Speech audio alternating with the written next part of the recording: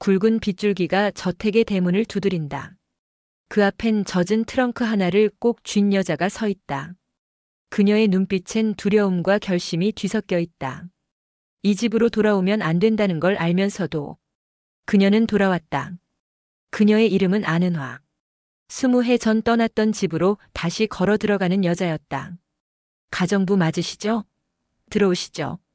사모님이 기다리십니다. 이 집으로 다시 오게 될 줄은 몰랐어요. 응접실의 공기는 정갈했다. 한 줄의 향 냄새조차 완벽히 계산된 듯하다. 테이블 너머 중년의 여인이 찻잔을 들고 앉아 있다. 그녀는 이 집의 주인 윤사모였다. 말투는 조용하지만 그 안엔 절대적인 힘이 있었다. 아는 아시죠? 네. 이 집에선 말보다 행동이 중요합니다. 일은 많지만 월급은 정확히 드릴 거예요. 그녀의 목소리는 부드럽지만 차가웠다. 감사합니다. 열심히 하겠습니다. 엄마 새 가정부예요? 손이 거칠어요. 어디 시골에서 오셨어요? 네. 시골에서 왔어요. 짜증나. 그럼 냄새라도 좀 빼고 오세지. 여긴 도시예요. 윤사모는 대답하지 않았다. 그녀의 손끝이 살짝 떨렸지만 곧 차를 내려놓으며 침묵으로 정리했다. 그 한 번의 찻잔 소리만이 공기를 갈랐다.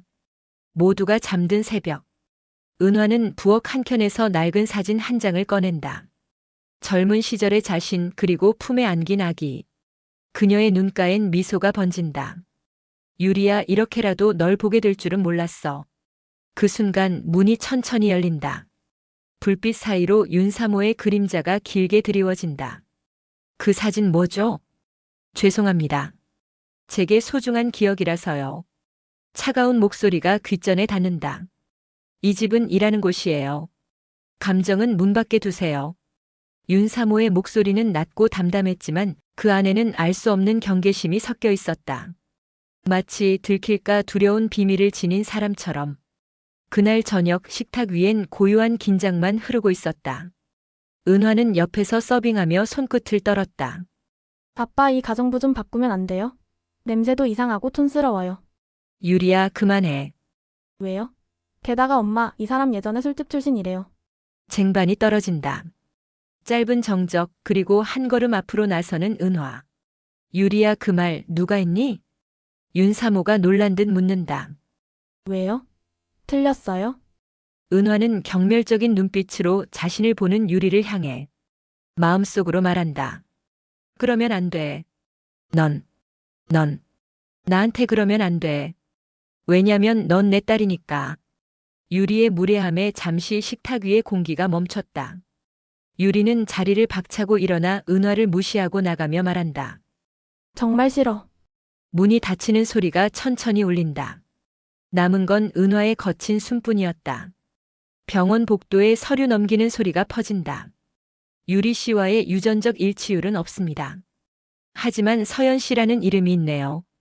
그분과는 99.8% 일치합니다. 은화의 손에서 종이가 떨어진다. 그녀는 조용히 의자를 밀고 일어난다. 서연이? 그럼 진짜 내 딸은 유리의 언니였던 거야? 밤이 내린 저택 앞. 창문 너머에서 웃음소리가 들린다. 유리와 언니 서연이 함께 웃고 있다. 그 웃음이 은화의 가슴을 찢는다. 피는 거짓말을 안 하는데 왜 이렇게 아프지?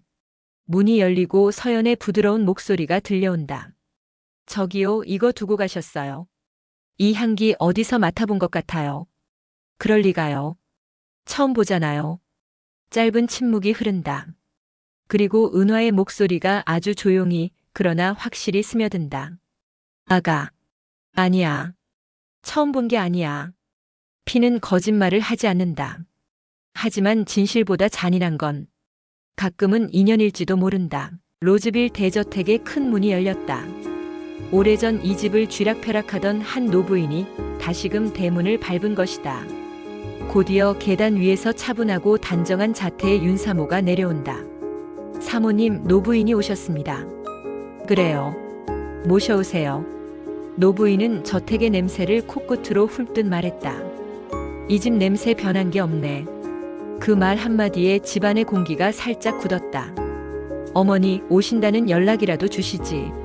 내 아들 얼굴 보려고 왔다. 그리고 이 집은 내 집이니 언제든 올 수 있는 거지. 일일이 네 허락을 구해야겠니? 그 말에는 권력의 무게가 배어 있었다. 그녀가 대저택을 둘러보는 사이 주방 쪽 어두운 틈에서 새로운 얼굴 하나가 보였다. 안은화. 민희주는 힐긋 그녀를 보며 날카롭게 물었다. 못 보던 얼굴이네. 얼마 전 새로 들어온 가정부입니다. 아무나 함부로 들이지 말라 했는데 대체 어디서 저런 걸 주워온 거야? 윤 집사 추천이에요. 신원도 확실하고요. 집사를 어떻게 믿어? 얼굴 반반한 여자는 안 돼. 내 남편이 목석이라 해도 남자는 남자야. 시어머니 민희주의 말 한마디 한마디가 칼날처럼 주변 사람들을 찔렀다. 민희주는 선샤인 그룹의 고문이자 로즈빌의 실질적 안주인이었다. 민희주는 거실에 앉자마자 탁자 위에 두꺼운 봉투를 내려놓았다. 이건 내가 새로 쓸 유언장 초안이다. 유언장이요? 그래. 내 재산 전부를 유리에게 주려고 한다. 나의 지분 포함 내 지분까지. 내가 관리하는 모든 건물과 땅까지. 유리한테 전부를요? 그럼 서연이는요? 그 아인 오래 못 가. 어차피 죽을 애인데. 어머니, 그래도 서연이도 강씨 가문 핏줄인데 그건 너무. 민희주는 말을 끊고 냉정하게 정리했다. 이 가문은 내 핏줄 유리 거야. 쓸데없는 동정 따위 집어치워. 그때 안은화는 찻잔을 들고 거실로 들어왔다.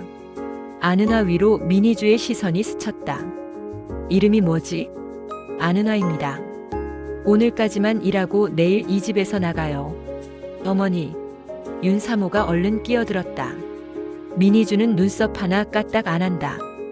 은화는 내색하지 않고 인사하며 나간다. 문이 닫히기 직전 민희주의 말이 귀를 스쳤다. 미련한 건 내가 시어머니이기 전에 내 엄마니까 이런 말도 하는 거야. 저 얼굴 저 눈빛 봐.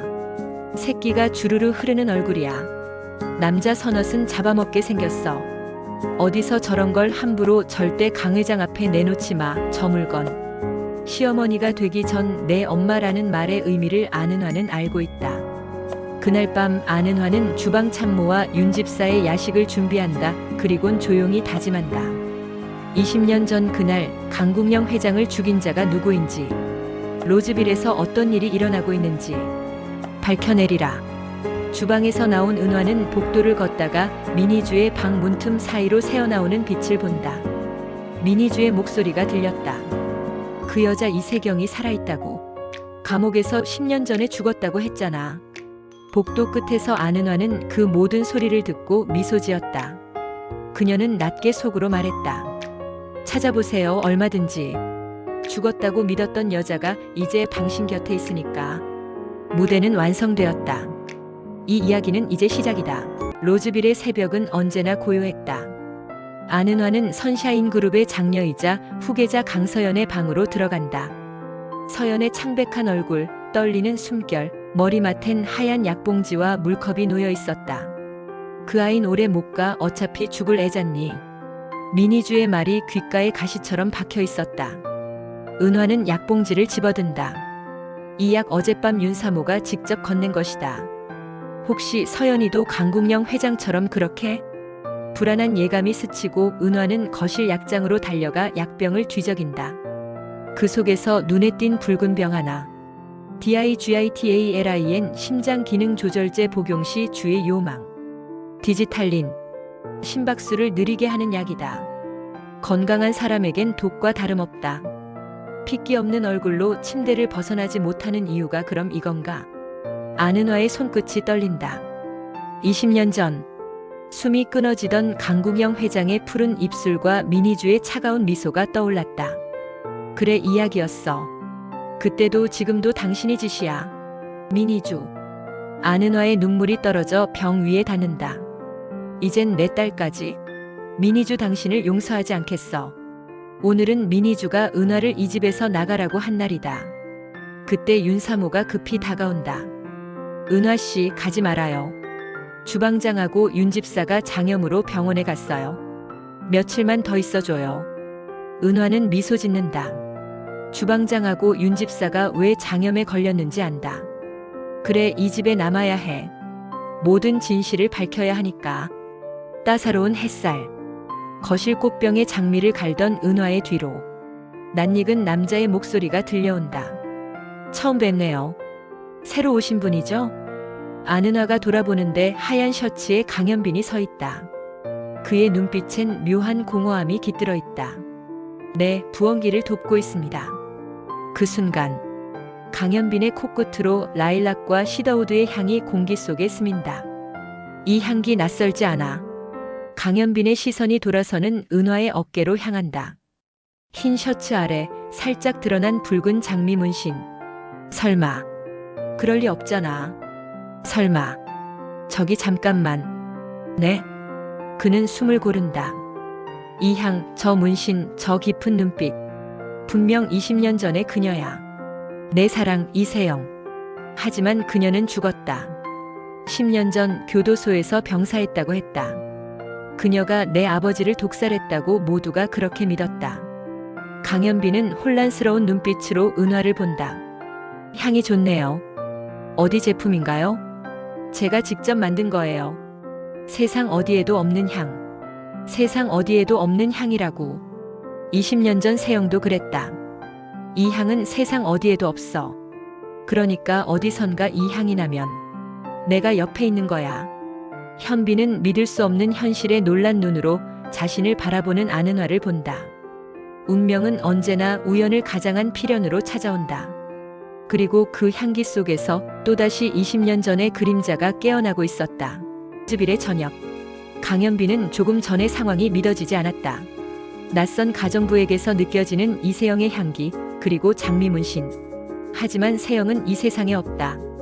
그녀는 20년 전 내 아버지 강국영 회장을 죽였다는 혐의로 체포되었고 10년 전 교도소에서 사망했다. 물론 나는 그녀가 내 아버지를 죽였다는 걸 믿지 않았다. 하지만 강국영을 사망케 한 약병이 그녀의 방에서 나왔고 그녀의 모습이 CCTV에도 선명히 찍혔다. 그녀가 범인이 아니라는 증거는 없었다. 그때 이세영은 서연을 낳고 석 달도 안 된 때였다. 강현빈은 서연의 존재를 몰랐고 그녀가 구속되고서야 알았다. 결국 서연을 데려와 호적에 올렸고 선샤인 그룹의 상속녀로 만들었다. 한편 윤사모는 자신의 서재에서 낡은 서류철 하나를 꺼내 들었다. 표지엔 이세영 살인사건 독극물 투여 라고 적혀 있었다. 윤사모의 손끝이 미세하게 떨렸다. 그때 민희주가 들어와 윤사모의 손에서 서류철을 낚아챘다. 이 재수없는 이름을 왜 다시 보는 거야? 어머니, 만약 그 여자 이세영이 살아있다면요? 그럼 우리 어떻게 되죠? 민희주는 천천히 미소 지었다. 살아있다면, 여길 다시 찾아온다면 이번엔 강서연 살인사건의 주범이 돼야지. 정신 이상 생모에 의해 살해된 가여운 상속녀. 그럴듯하잖니? 로즈빌의 아침. 현빈의 서재에서 강현빈의 화난 목소리가 들렸다. 모든 걸 유리한테 물려주자고요? 서연이도 상속받을 권리가 있어요. 민희주가 잔을 내려놓으며 태연하게 말했다. 현빈아, 서연이는 병약해.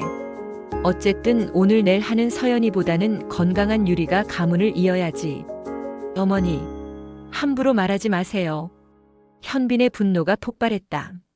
현빈이 이해할 수 없는 건 민희주의 태도다. 윤사모는 비록 큰딸 서연을 자신이 낳지 않았지만 유리랑 똑같이 키웠다. 헌데 민희주는 유독 유리만 편애했다. 민희주는 강현빈의 새엄마인 만큼 서연이나 유리나 어차피 자기 핏줄은 아닐진데 왜 유리만 예뻐한 걸까? 강현빈은 단호하게 말했다. 선샤인의 상속녀는 서연입니다. 장자가 먼저예요. 그때였다. 유리의 방에서 다급한 비명이 터졌다. 그리곤 현빈의 비서 김기사가 뛰어들어왔다. 회장님, 유리 아가씨가 쓰러졌습니다. 숨을 안 쉬어요. 모두가 유리방으로 뛰어갔다. 유리는 침대 위에 창백한 얼굴로 쓰러져 있었다. 윤사모가 유리를 끌어안았다. 유리야, 유리야, 빨리 의사 불러. 민희주는 사색이 되었다. 그때 바닥에 떨어진 약병을 본다. 이게 뭐야, 무슨 약이야? 시중 들던 하녀가 떨리는 목소리로 말했다. 아가씨가 늘 드시던 영양제인데요. 민희주는 병에서 알약 하나를 꺼내 들었다. 그 순간 경악했다. 그건 자신이 서연에게 매일 한 알씩 먹이라고 준 심장약이었다. 과다 복용하면 심장이 멈춘다. 대체 누가 이 약을 바꾼 거야? 그 시각 부엌에서는 아는화가 저녁 식사를 준비하며 조용히 미소를 지었다. 민희주, 그렇게 좋은 약은 우리 서연이만 먹을 수 없잖아요. 좋은 건 나눠 먹어야죠. 그날 밤 로즈빌의 불빛 아래서 한 사람의 심장이 아주 천천히 멎으려고 한다. 그날 밤 죽음의 문턱까지 갔던 유리는 기적처럼 다시 숨을 쉬었다. 의사의 빠른 손길이 그녀를 살렸다. 하지만 그 누구도 약을 바꿔치기한 범인을 찾아내지 못했다. 로즈빌의 공기엔 공포가 내려앉았고 집안을 감싸던 침묵은 유리의 고요한 숨소리보다 더 깊었다. 그 침묵 속에서 한 사람만이 분노로 치를 떨었다. 이 약의 비밀을 알고 있는 사람은 나와 내 딸 윤사모 둘뿐이야. 그럼 대체 누가 약을 바꿔치기 한 거야? 문득 떠오르는 얼굴, 민희주의 눈동자는 서늘하게 한 곳을 향하고 있었다. 아는화. 저 여자가 들어온 이후 로즈빌에선 이상한 일들이 일어나고 있어. 어둠 속에서 민희주의 눈빛이 반사되어 은빛처럼 번뜩였다. 모두가 유리의 생사를 붙들고 있던 그 시각, 아는화는 조용히 윤사모의 방으로 들어섰다. 조심스레 서랍이 열리고 그녀의 손끝이 머리카락 한 올을 집어든다. 그건 윤사모의 것이었다. 작은 시약통 하나가 손끝에서 미세하게 흔들렸다. 그 안엔 이미 다른 이름의 흔적이 있었다. 민희주. 이제 진실을 확인할 시간이야. 그리고 며칠 뒤 은화는 우편함에서 봉투 하나를 꺼낸다. 유전자 검사 결과 보고서. 은화는 떨리는 손으로 봉투를 뜯었다. 민희주와 윤사모 유전자 일치율 99.9%. 윤사모는 민희주의 친딸로 확인됨. 선명한 글자를 읽어내리는 아는화는 마음속으로 말한다. 이 집의 피는 거짓으로 이어져 있어. 강국영 회장님은 이 진실을 알아버렸기 때문에 죽은 거야. 은화의 시선이 천천히 강현빈의 서재를 향한다. 손에 쥔 보고서가 바람에 살짝 흔들렸다. 이 종이 한 장이면 충분해. 선샤인 그룹 회장실. 김비서가 강현빈에게 서류 하나를 건넨다. 며칠 전 김비서에게 사망한 이세영에 대해 알아보라고 지시한 후였다. 헌데 이세영의 이름이 아주 낯선 곳에서 발견되었다. 선샤인 그룹 대주주 이세영. 8%의 지분을 갖고 있는 새로운 주주가 이세영이었다. 김비서가 알아본 바 10년 전 사망한 그 이세영이었다. 이세영은 사망 신고가 되지 않았고 실종 상태였다. 10년 전 이세영은 뇌종양으로 형집 행정지를 받고 풀려났다는 것이다. 그럼 이세영은 지금 살아있다. 순간 강현빈은 번개를 맞은 것처럼 아는화의 얼굴이 떠올랐다. 낯선 얼굴, 그러나 익숙한 향. 장미 문신, 깊은 눈빛, 그리고 잊을 수 없는 그 실루엣. 그녀가 만약 이세영이라면, 정말 그녀라면 육화 예고 사랑이었을까, 배신이었을까? 그는 그녀를 의심했고 그녀는 진실로 답한다. 당신 정말 이세영입니까?